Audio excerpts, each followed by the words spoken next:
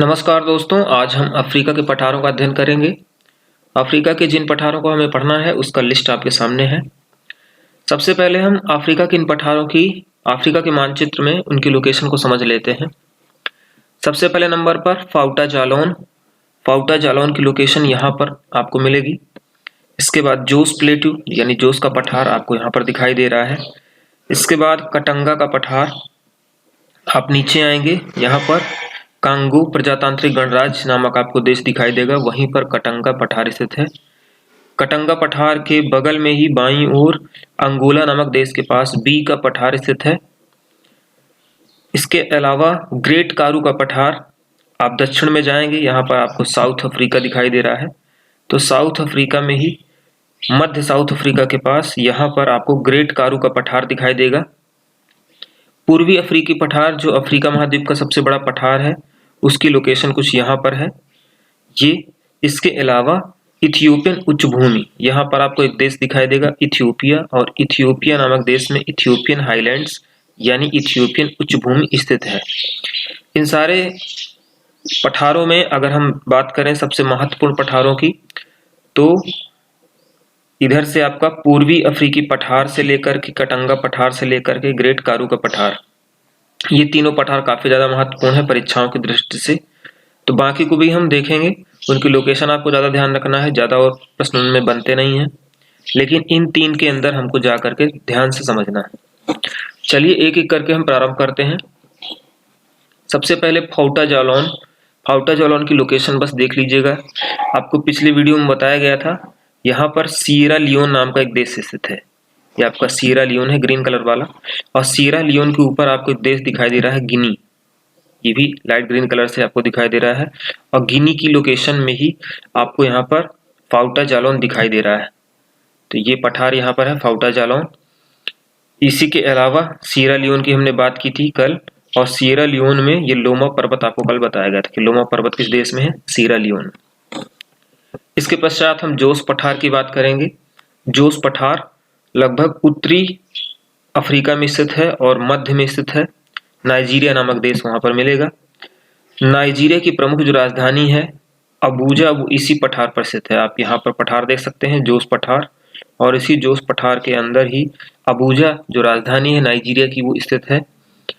यह पठार का तस्वीर है, आप देख सकते हैं, और इस पठार में मुख्य रूप से टिन के भंडार पाए जाते हैं। इसके पश्चात हमारा सबसे महत्वपूर्ण जो पठार है वो कटंगा का पठार है। कटंगा का पठार कांगो प्रजातांत्रिक गणराज्य नामक एक देश है। कहाँ पर है वो देश, ये आपको लोकेशन दिखाई दे रही है यहाँ पर, ये कटंगा पठार यहाँ पर लिखा हुआ है, और नीचे आपका यहाँ पर जाम्बिया नामक देश स्थित है, और इसके ऊपर आपको ये पूरा कांगो प्रजातांत्रिक गणराज्य दिखाई दे रहा है। तो कांगो प्रजातांत्रिक गणराज्य में भी आपका कटंगा पठार स्थित है, और इसके अलावा जाम्बिया में भी स्थित है।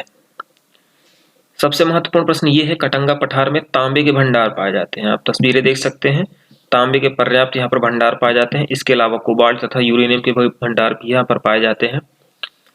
इस नदी से लुआ लाबा नदी एक निकलती है, और वो लुआ लाबा नदी आप देख रहे होंगे यहाँ से निकल रही है लुआ लाबा नदी। आगे चलकर यही नदी कांगो नदी का निर्माण करती है, और कांगो नदी इस महाद्वीप की कह सकते हैं और इस देश की कह सकते हैं बहुत ही महत्वपूर्ण नदी है। तो कटंगा पठार में दो बातें महत्वपूर्ण है। कटंगा पठार मुख्य रूप से तांबे के उत्पादन के लिए जाना जाता है, और कांगो प्रजातांत्रिक गणराज्य नामक देश में स्थित है। अगला हमारा है बी का पठार। इसी कांगो प्रजातांत्रिक गणराज्य के या कटंगा पठार के बगल में आप देखेंगे बी का पठार आपको दिखाई देगा। बी का पठार जिस देश में स्थित है उस देश का नाम है अंगोला। ये अंगोला है, अंगोला के बगल में आप देख सकते हैं इसकी लोकेशन बी का पठार। बी का पठार का कुछ तस्वीरें ऐसे आप देख सकते हैं। जाम्बेजी नदी का उद्गम यहीं से होता है, और यहाँ पर चावल, काफी, मक्के आदि की खेती की जाती है। अगला एक बहुत ही महत्वपूर्ण पठार है ग्रेट कारू का पठार, या इंग्लिश में हम ग्रेट कारू रीजन के नाम से भी इसको जानते हैं। साउथ अफ्रीका में इसकी लोकेशन है। ये आपका साउथ अफ्रीका है। साउथ अफ्रीका के निचले हिस्से पर यहाँ पर आपको ग्रेट कारू का पठार मिलेगा। ग्रेट कारू का पठार की कुछ तस्वीरें आप देख सकते हैं। मुख्य रूप से बेसाल्ट चट्टानों की परत से ढका हुआ है। बेसाल्ट चट्टानें क्या होती हैं, तो उनको हम पढ़ेंगे। बेसाल्ट एक प्रकार की आग्नेय प्रकार की चट्टानें होती हैं और यहाँ पर मुख्य रूप से सोना, प्लेटिनम, डायमंड आदि का उत्पादन किया जाता है, या कह सकते हैं उसके भंडार पाए जाते हैं।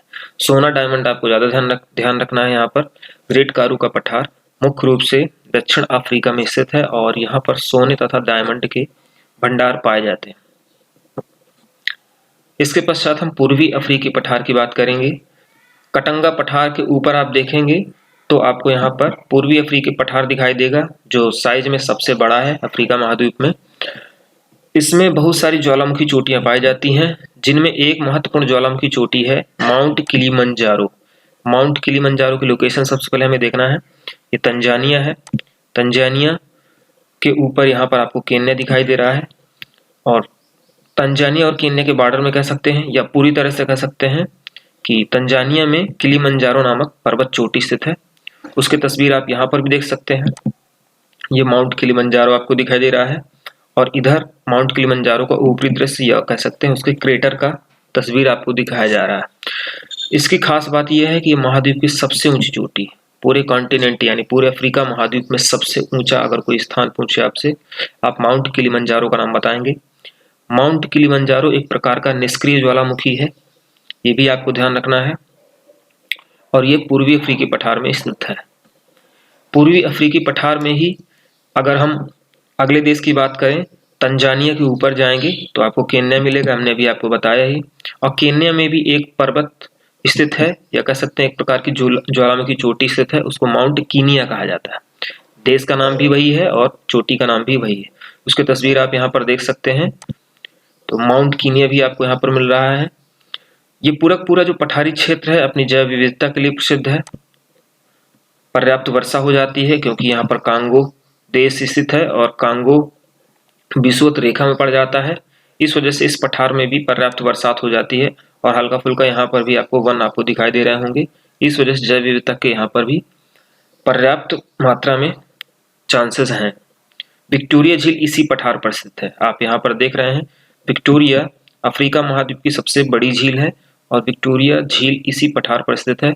कोई आपसे पूछे किन देशों के बीच में है, तो तंजानिया आपको बताया ही गया, केन्या आपको बताया ही गया, और अगला जो देश है आपका युगांडा। तंजानिया, केन्या, युगांडा, इन 3 देशों से घिरा हुआ जो झील है उसको विक्टोरिया झील कहा जाता है।